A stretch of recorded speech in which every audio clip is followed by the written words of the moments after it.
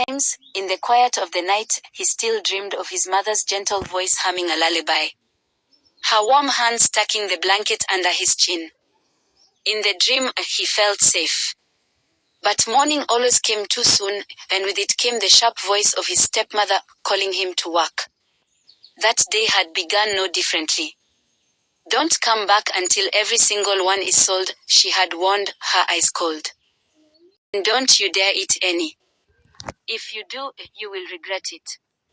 Now Daniel stood by the side of the busy road, where cars and motorbikes rode past. Their tires splashed muddy water that spotted his trousers and soaked his shoes. He lifted his voice, trying to sound cheerful. "Buy oranges, sweet oranges." But most people didn't even look at him. His stomach growled so loudly that it almost startled him. He had eaten nothing since the evening before.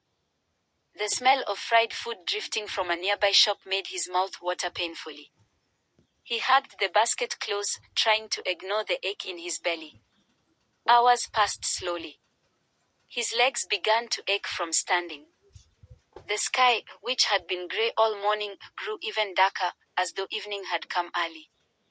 A cold mist rose from the ground, making the air heavy and damp. Then he felt a light tap on his shoulder. Daniel turned to see Sam, his only friend in the world. Sam was a little older, wearing an oversized shirt that flapped in the wind. His eyes were warm, and his smile seemed to fight the sadness of the day. "You look hungry," Sam said, holding out a piece of bread. "Here. Eat this." Daniel hesitated, glancing around nervously.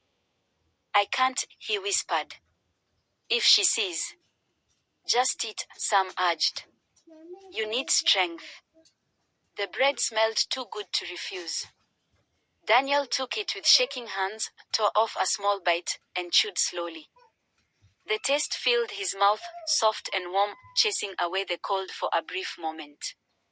But the moment did not last. Across the road, he saw her, his stepmother. She was standing still, arms crossed tightly, her eyes sharp and burning. Back at home, she said nothing at first.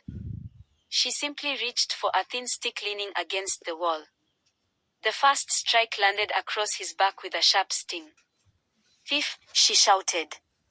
"You eat food from strangers. You think I will feed you after that? Go back. Sell them all. Even if it rains, you will stand there until they are gone." Tears blurred Daniel's eyes, but he did not speak.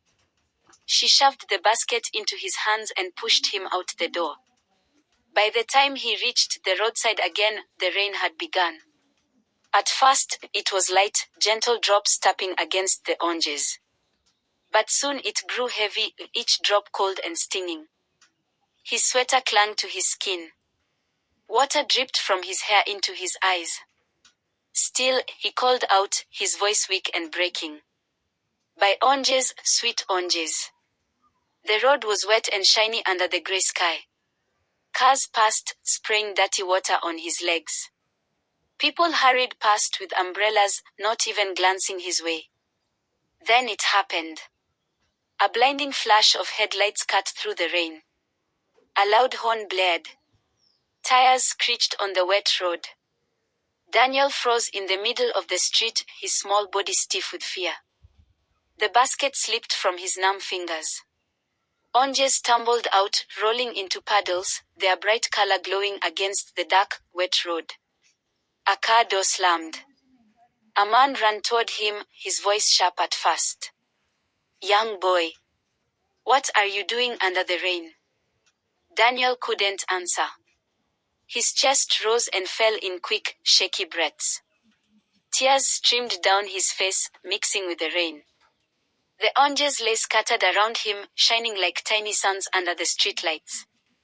The man's voice softened. "Where are your parents?" Daniel's lips trembled. They're gone," he whispered.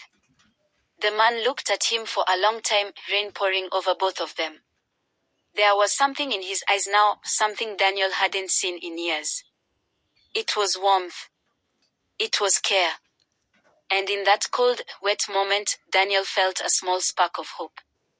Maybe this meeting was the start of a different story.